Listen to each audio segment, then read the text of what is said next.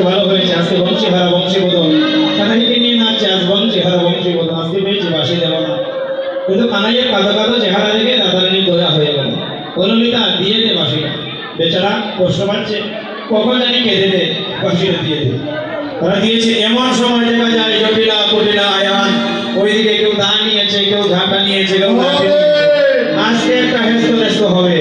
ওই যে নষ্ট লোকে যে তাল লাগিয়েছে ওখানে একটা বিড়ম্বনা। খবর যখন দাদারানীর কাছে আসলো, দাদারানী গোবিন্দকে আবার নিবেদন, গোবিন্দ তুমি জানো তোমার চরণে সর্বস্ব সবেছি, আজকে দাসীর মান তোমাকেই রাখতে হবে। কৃষ্ণ বললেন আরে পূজা তো করবে বটু, তাকে তো সিদ্ধে খাইয়ে আগে থেকে ঘুম পাড়িয়ে রেখেছ, এবার তাকে তুলো, এবার চাই ফেলতে বাঙাগুলো। আগে তার দরকার ছিল না, তাকে ঘুম পাড়িয়ে রেখেছে, এখন ইমিডিয়েট দরকার, এখন তুলো ঘুম থেকে, এখন তুলো দেখি।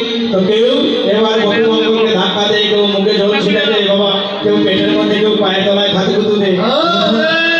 আর ঘুম ভাঙে না, পুরোহিতের তো আর ঘুম ভাঙে না, বহু কষ্টে পুরোহিতের ঘুম ভেঙেছে।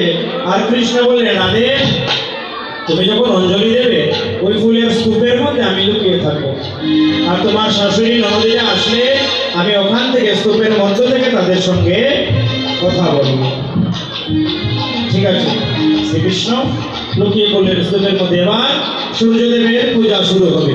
আমরা সবাইকে মনে হয় না আমরা হাতে পুষ্পাঞ্জলির জন্য ফুল দিতে পারবো, আমরা মনে মনে মানসে সূর্যদেবের চরণে পুষ্পাঞ্জলি দিব। ঠিক আছে, শুধু মন্ত্র বলে মানসে অঞ্জলি দিয়ে দেবো। তাই কেউ